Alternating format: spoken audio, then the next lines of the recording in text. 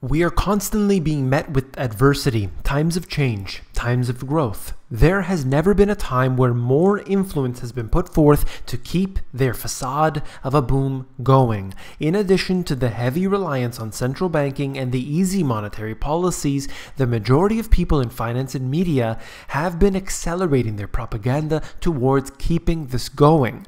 Just like in 2008, you can't hold together a fraud. Eventually, it is torn apart, eviscerating and annihilating those in its path. You came here for the truth, so let me unveil that for you. Today I want to talk about various issues. Let's begin with this first.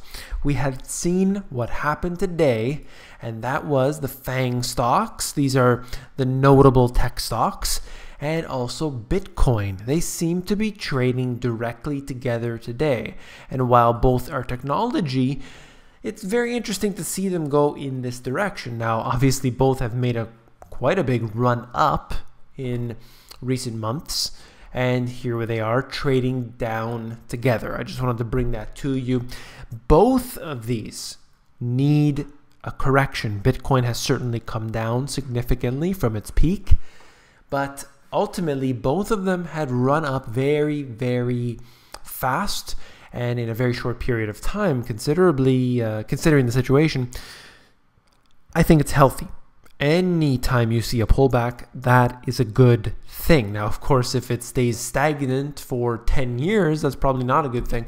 But to see regular corrections, definitely a good, healthy thing. I don't think necessarily that what's happening with the tech stocks is similar to what's happening with Bitcoin, though in this case, they are trading together. I think there's a big difference because you don't have central bank incentives to be buying up the Bitcoin. Look at this. China and other developing economies such as Thailand are beginning to show the same signs of tension seen in the US and the UK before the global financial crisis of 2007-2008, according to the annual report of the Biz. I tend to agree with what the IMF and the Biz say in their reports. That's what's so interesting. Their policies are meant to crush people. They're meant to put austerity on everybody. They're meant to go in there and displace the government and input the global government. That's what these do. But their reports seem to address all of the right issues. Too much debt. They're following into the same policies as they did before. They're going to crash as a financial crisis, this and that. They get into it all, except when they say, okay, now we're going to help you out, and then they just bankrupt them, they steal all their assets and everything else. It's simply a cabal, it's a mafia. And here we are, though, they're talking the truth. An abrupt end to the current period of growth could come with a vengeance. This is the head of the Biz Monetary and Economic Department saying that, okay? Leading indicators of financial distress point to the financial booms that in a number of economies look qualitatively similar to those that preceded the global financial crisis. I have said this, maybe 1,000 times now. I wrote it in my book, my new book. The Financial Crisis Part 2. I have sections based on it. This is the exact same thing I've been saying. Does it mean it's going to crash tomorrow? Absolutely not. Could the Dow go to 100,000? Absolutely. Will it go there tomorrow? No, I don't think so. But look, if you print enough money, you could send the Dow up as high as you want. But the results of that are untold. If people think that printing money is fine as long as you're on the receiving end, like if you're invested in equities and you believe equities will continue to rise, then you could say, well, I don't care if they're causing inflation because that inflation is making its way into my pocket. What you hope with that is that the inflation you experience in other categories, whether that's your electricity prices or your food prices or your education or anything along these lines, that would be have to outpace what's happening with your with everything else that's, you know, your income basically. I don't know. I don't know the way that this will work out ultimately. I'm just looking at it and I'm concerned. The biz, sometimes known as the central bank for central banks, warned of deep problems looming over the world economy.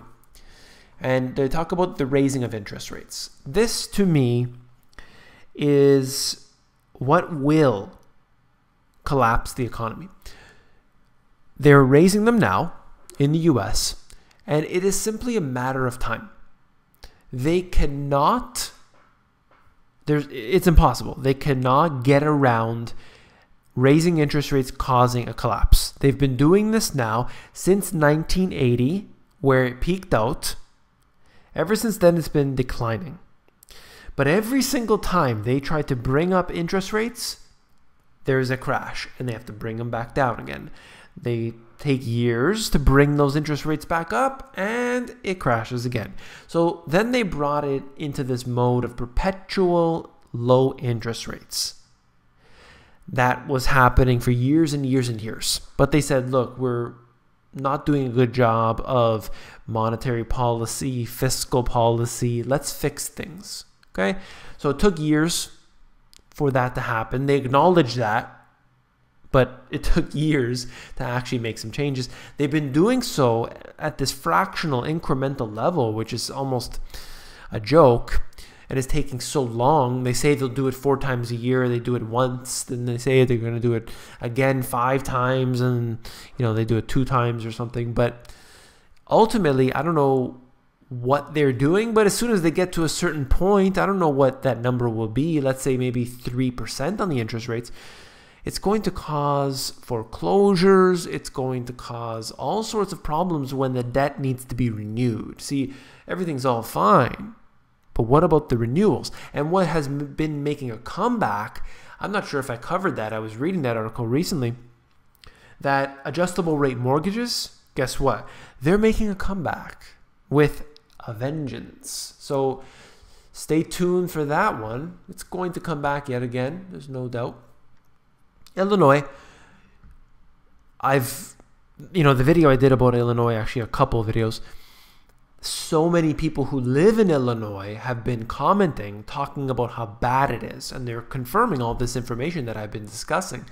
We're in a death spiral. Illinois has the worst pension crisis in the nation, and we're talking about a nation that is suffering from a pension crisis altogether. I mean, just all over the place. The stock market has increased to such a great degree, yet the pensions are doing terribly. The money has been squandered, and I'm tired of repeating myself. It needs to be bold. It needs the boldest reforms. Whenever they say reforms of pensions, that worries me, because they're not going to increase the performance somehow with the pension funds. What they're going to do is they're going to say, you used to get $1,000 a month, you are now going to get $900. You're now going to get $800, $700, $600. You're not going to get anything. There's no doubt that junk bond rating is on its way, and S&P is going to have to lower it to below investment grade. It's probably what's going to happen. Ultimately, it doesn't matter, because the junk suddenly will provide perhaps a higher yield, and then you'll have all the algorithms coming out to buy up all that junk. But no worries, because you'll just get the Fed to gobble it all up should nobody else get in there. The G3 central bank balance sheet, this is a very good indicator of what's happening out there. What has happened more recently is a decline. Now, this decline has happened before. You've seen a little one here. You've seen some stagnation in here. And this is, of course, in the recent past. And you've seen the decline in here as well. This isn't the first decline, is what I'm trying to get to. However, should it continue, should it drop significantly, this could be it. This could be the drop that not only matches what we saw during the Fang Stocks and everything else. This could be something that extends on to something much worse. We'll see. This here is the true collapse. It's happening in Venezuela. It is degrading right now into an absolute hellhole. Anyone that lives there, you know, I don't know what to say, because the surrounding countries don't seem to be doing much better, but Venezuela, unfortunately, seems like it's the worst case. This right here, the grim video of a Venezuelan protester being shot on live TV. They went up close to the individual, shot him in the chest. I believe it was perhaps 3 times, feet away from the guy. I mean, it's so terrible to see this. The crime is rampant. The riots and protests and everything are happening every single day. People are suffering economically. The black market is expanding. The rations are getting worse and worse. Basic essentials are no longer found. There are lineups for just about everything. It's terrible. But we have yet to see some real international interference, and that, I think, could be even worse than what Venezuelans are seeing right now. This is interesting because Brazil seems to be in a state of turmoil, seemingly no matter who they put in charge. The president accepted right here, basically saying, let me go from the beginning here, a partial report sent by the federal police to the federal Supreme Court concludes that the president accepted an undue advantage through the former deputy. According to the document, he has committed a crime of passive corruption. Guilty of corruption, this president. This country seemingly cannot sustain a president. You look at what's happening in Brazil, Venezuela, Argentina. It's spreading throughout Central America. It's really bad. A lot of Latin America, in fact, lives below the poverty line. Does that mean everybody in Latin America? No, obviously not. There are many wealthy people there. And there's a lot of economies that are doing well there. But there are a lot of people, many people who have contacted me over the years, who are not doing well. And this, unfortunately, is just one more country suffering. It's an economic crisis that is in some ways hidden, but in other ways, it's right in our face. And the stock markets can go through the roof. Argentina's stock market is doing well. Venezuela's stock market is doing well. You know, you can put your money in the bank and earn interest. Do you trust the banks in Venezuela right now? I mean, what do you want? What do you want? I'm a little frustrated with what I see, because people say there's no collapse because they look at the S&P, they look at the Dow, they look at Apple stock. They've invested in Apple, they've invested in Amazon, and they're doing well. So where's the collapse? I don't see it. I go down the street, my kid goes to school, I drive a BMW, there's a Montessori, they're shopping at Whole Foods, they're living great. But the majority of people that I talk to, when I walk down the streets of Toronto, I'm seeing beggars, I'm seeing panhandlers, I'm seeing the squeegee kids, as they call them. I'm seeing a lot of that. Simultaneously, I'm seeing more Bentleys on the road than ever before. That chasm is really opening wide. You better watch where you step, because this is becoming the Grand Canyon, I assure you. This is some good news, very good news. In fact, glyphosate, the cancerous, poison, treasonous chemical that kills people, that kills you and I, even if we're not using it, we're breathing it in from outside, I assure you. A herbicide that the active ingredient in Monsanto's popular Roundup weed killer will be added to California's list of chemicals known to cause cancer effective July 7th. But of course, Monsanto wants to fight back and said this is unwarranted on the basis of science and law. That's right. They provide the documentation to the government saying it's safe, therefore it is safe. The truth, however, is in the report from the World Health Organization that said it's probably carcinogenic, and they're being very nice. They can't say it is, so they'll say it's probably carcinogenic, and I completely agree. Do I know for certain? Well, I guess not. But is it probably carcinogenic? Yes. Therefore, it shouldn't be used. It should be banned. There should be no way that this should be allowed out there, in particular being used. You know, it's just a funny little tidbit here. It's not allowed, some of these weed killers are not allowed to be used in Canada.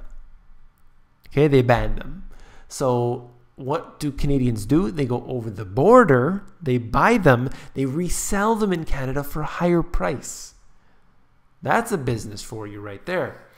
Then you have, as I said, when you have some of the most poor people around the world, you have some of the most rich people. A paper clip is something that you would use on your little sheets of paper to stick together paper. Okay, you have a few sheets, you want to stick them together. But if you're wealthy, you don't get them in a box from your local store. No. You order it from Prada and you pay $185 US for it. $185 US for a paper clip. This is when you know that there are two classes of individuals. There are the rich and there are everyone else. All right, this was a shocking stat to me. People with mental health disorders represent 16% of the US population. I mean, it's extreme.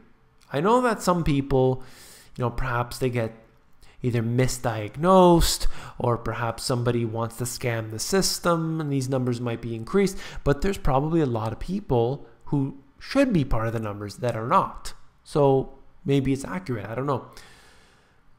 What it gets into here is something that I believe is very true, and that is we are prescribing way too much opiates.